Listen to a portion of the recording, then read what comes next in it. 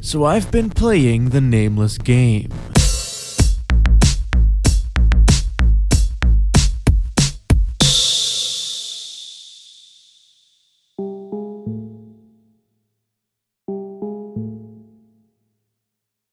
Hi guys, welcome to McSpooks' Creepypasta Corner. Today we have the story of the Nameless game. It all starts with a rumor about a supposedly cursed DS game. It is said that anyone who plays this game without finishing it will die within 7 days. My name is Ned. I'm a young female college student living in Japan. My life is fairly ordinary, I guess you could say. Well, that is until one day. One fateful day, upon which I was given a blank DS cart by my best friend Odaka. As I held it in my hand, I already got visions of hyper-realistic blood, and also poorly drawn images of Sonic the Hedgehog. It was harrowing. I felt a deep chill running down my spine as I slid the cartridge into my Nintendo DS trademark. I took a deep breath. It was as if time stood still. I wiped the sweat from my forehead and then pushed the power button.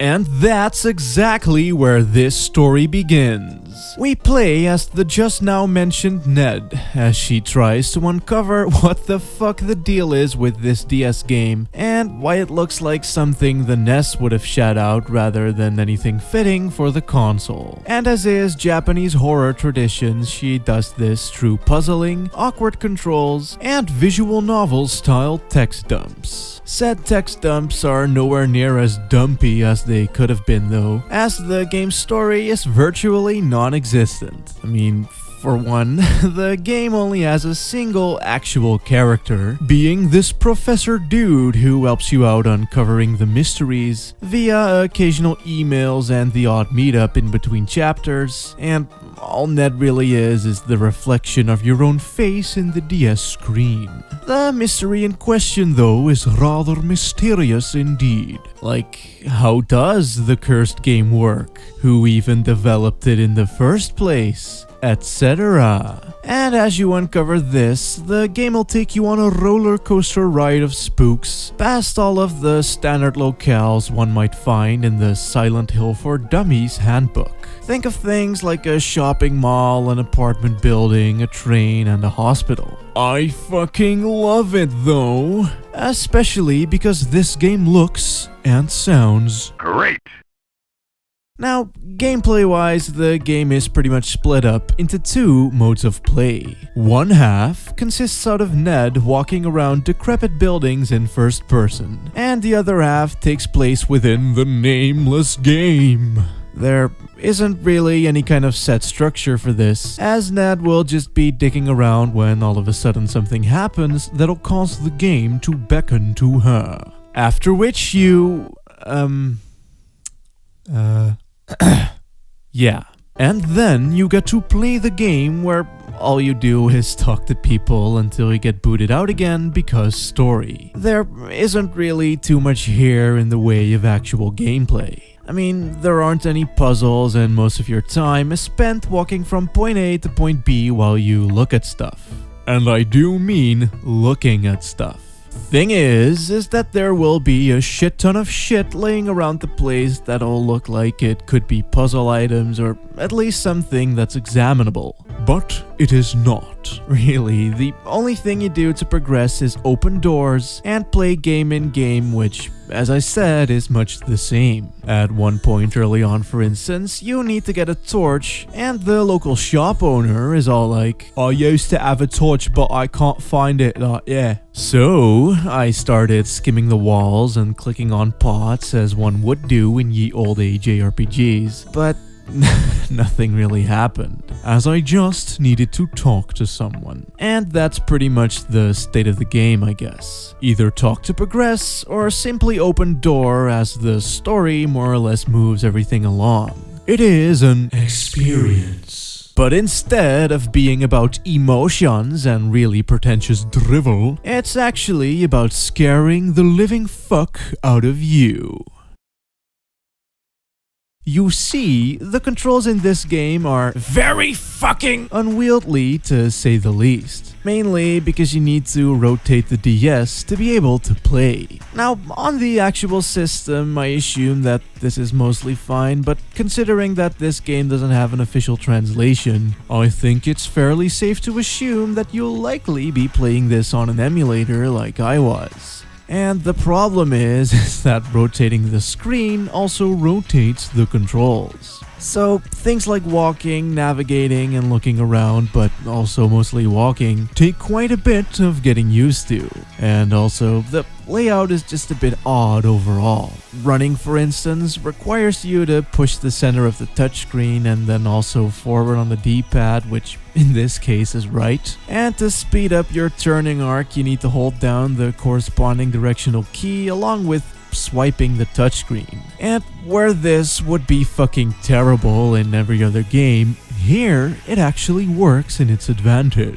Thing is that every once in a while a ghost will show up which will require you to run away. But then controls happen and you can't actually run, and turning is like really slow, so also panic, and then they'll catch you and the screen fades to black, which is really anticlimactic, and that kinda sucks, but also holy fucking shit, my heart was racing all the way. It's like one of those dreams where you're running away from something, but your legs can't move because you're really just laying in your bed, so that's what it still feels like. The only thing that kinda sucks about this is that dying can set you back quite a bit. And I'm afraid that you die rather easily. And because the game being as slow as it is quite tedious to have to re-walk certain portions. When making a game like this, you kinda have to make sacrifices, I guess. I mean, do you either make shit faster and thus less spooks, but also not as frustrating to replay upon death? Or do you make shit awesome the first time around, but sacrifice replayability? Well, while dying is kind of annoying, I'd say that they made the right choice here by taking the second option. You see, this game is actually really fucking scary. Now, I get it. It's a DS game, and I thought just about the same thing when I heard people say how spoopy the game was before playing it. But the atmosphere in this is so thick.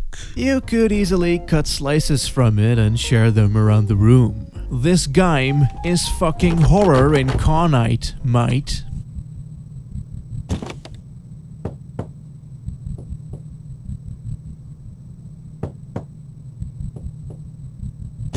As I said, the controls make it so that you move really fucking slow. This creates a rather grueling tension as you walk around the place, with nothing but the humming of a UV light and your own footsteps to accompany you.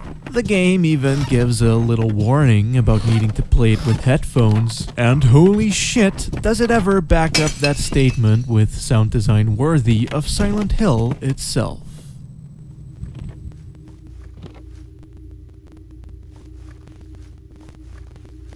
Real subtle shit, like a squishy bag in an abandoned apartment. You can't interact with it, it's just there, being squishy. After which, the sound of me opening a fucking fridge scared the living shit out of me. And things like having to push an elevator button, walking up to a door while knowing what's behind it,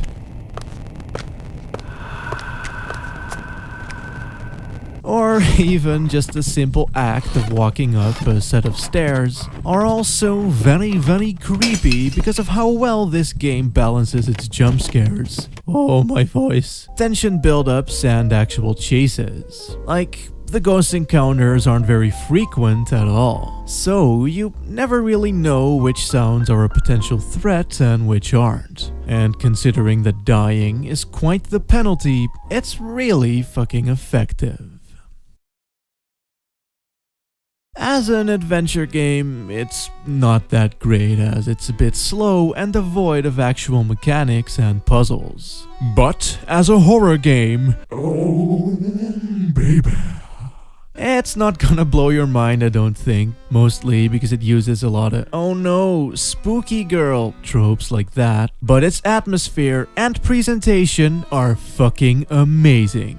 And as such, I totes recommend it to people what like a bit of the old horror every now and then. It is truly a fine line between being bad and scary. And while this game definitely has more than one or two frustrating moments, I'd say that it more than accomplishes what it set out to do. Anyway, I passingly mentioned this earlier, but the game is technically Japan only. Luckily for us, some cool people on nicoblog.org translated the game, so it's actually free. No need for any crazy hacksaw skills either. Just plop the ROM into an emulator and let the curse take hold of you. Very bad The Ring joke what I wrote down but won't do because it's actually really fucking bad. Oh my god, you guys, it's so bad.